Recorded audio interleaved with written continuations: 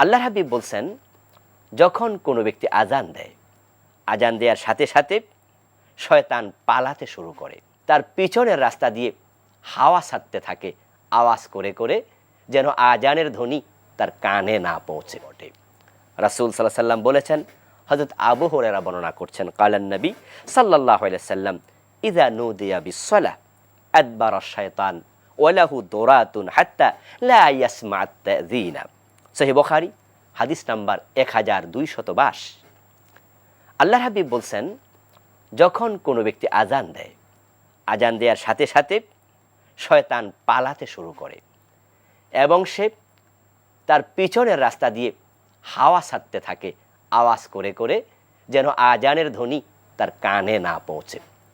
তাহলে আমরা যারা আজান দিলাম, আজানের কারণে শয়তান তিরোহিত হলো, দূরীভূত হলো, আপনি শয়তানের ওয়াসওয়াসা থেকে মুক্তি পেলেন। আজান ইসলামের বড়ত্বের ঘোষণা, যেটা হযরত ওমরের মাধ্যমে মূলত শুরু হয়েছিল। যদিও আজানটা আব্দুল্লাহ ইবনে যায়েদ স্বপ্ন দেখেছেন, কিন্তু ইসলামের মহত্বের ঘোষণা, আল্লাহর বড়ত্বের ঘোষণা মক্কায় হযরত ওমর দিয়েছিলেন।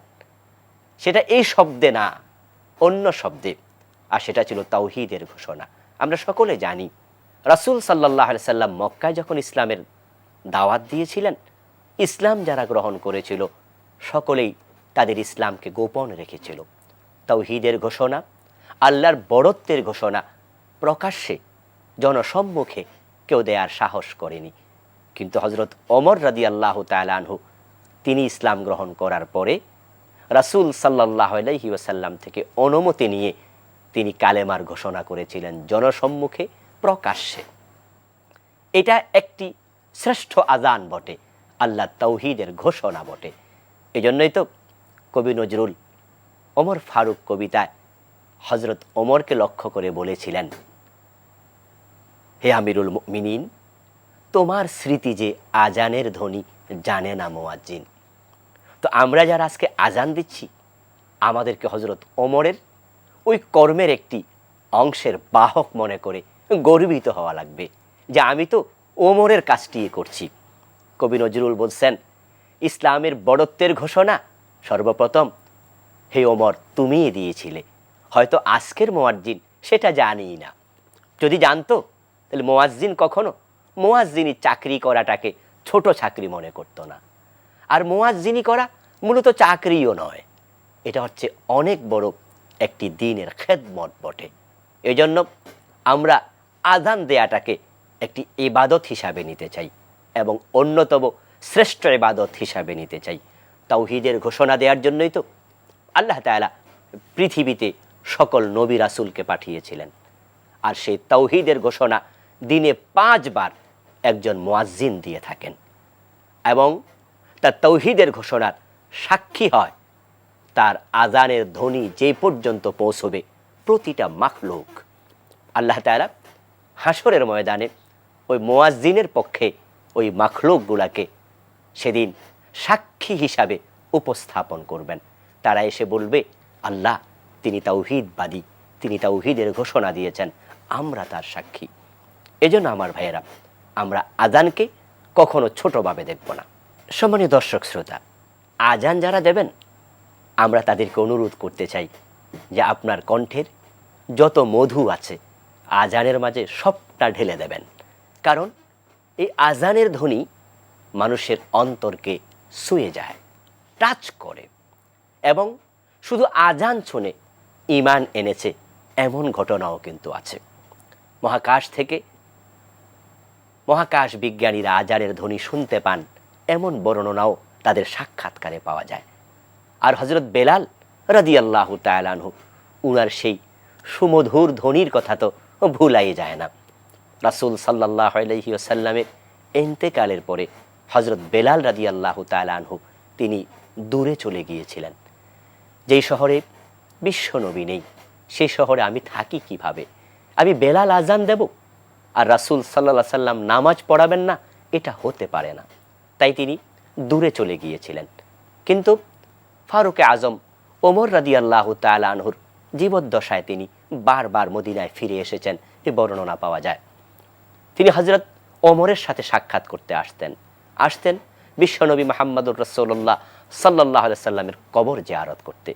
একবার যখন তিনি হযরত ওমরের সাথে সাক্ষাৎ করার জন্য মদিনায় আসলেন, রাসূলের কবর জিয়ারত করার জন্য, লোকজন ওনাকে ধরে বসলো যে আপনাকে আজকে আজান দিতে হবে। হযরত বেলাল রাজি হতেন না, কিন্তু লোকজনের চাপাচাপিতে তিনি আজান দিতে রাজি হয়েছেন। তারিখ ইসলামীতে পাওয়া যায় হযরত বেলাল যখন আল্লাহ আকবার বলে আজান দিতে শুরু করে দিলেন, মদিনার মানুষের কানে যখন পৌঁছে গেল, নারী পুরুষ বৃদ্ধ ছোট নির্বিশেষে মানুষগুলো পঙ্গপালের মতো মসজিদে নববীর দিকে দৌড়াতে শুরু করে দিল, কারণ তাদের সেই চির চেনা ধ্বনি আজকে তারা আবার শুনতে পাচ্ছে। এবং এই আজানটা এতটা প্রভাব বিস্তারকারী যে আজানের ধ্বনি শুনে মোমেনের অন্তর লাফাতে থাকে। আমরা কায়কোবাদের সে বিখ্যাত কবিতার দিকে তাকালেই দেখতে পাই কিভাবে তিনি তার অভিব্যক্তি প্রকাশ করেছিলেন।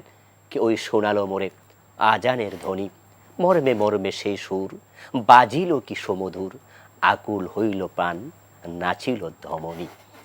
তিনি চমৎকারভাবে বলছেন তার প্রাণ, তার ধমনী আজানের সুর শুনে নেচে ওঠে। কিন্তু পরিতাপের সাথে আমরা আবার এটাও লক্ষ্য করছি কোনো কোনো মুসলমানের সন্তান ওই আজানের ধ্বনিকে সহ্য করে না, তারা তার বিরুদ্ধেও কবিতা লেখে। আসলে তাদের জন্য দোয়া করা ছাড়া আমরা আর কি করতে পারি? আজান হচ্ছে এমন এক শব্দ যা মোমেনের ঈমানকে আরও বাড়িয়ে দেয় এবং তাদের ধমনীতে ঈমানের জোশ সৃষ্টি করে। তাদের অন্তর আল্লাহর মহব্বতে বেকুল হয়ে যায়। এটাকে শুধু কিছু শব্দ হিসাবে না দেখে আমরা এটাকে দেখতে চাই আমাদের মর্ম বাণী হিসাবে, আমাদের হৃদয়ের আকুতি হিসাবে। আমরা যখন মানুষকে আল্লাহ আকবার ধ্বনি শুনিয়ে দেব, আল্লাহর বড়ত্ব ঘোষিত হবে, আশহাদু আল্লা ইলাহা বলবো, আমার ঈমানের বহিঃপ্রকাশ হবে, হাইয়া আলাস সালাহ বলবো, নামাজের প্রতি ডাকা হবে।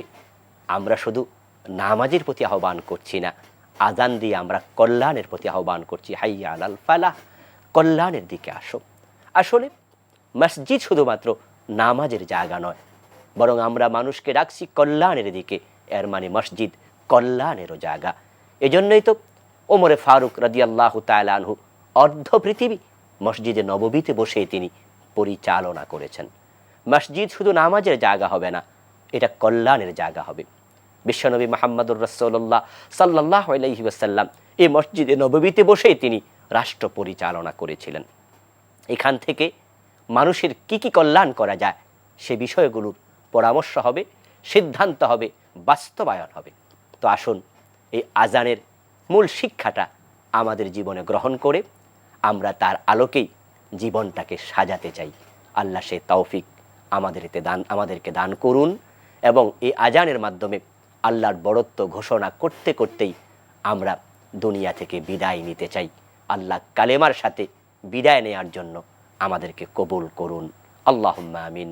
ওয়াসসালামু আলাইকুম ওয়া রাহমাতুল্লাহি ওয়া বারাকাতুহু।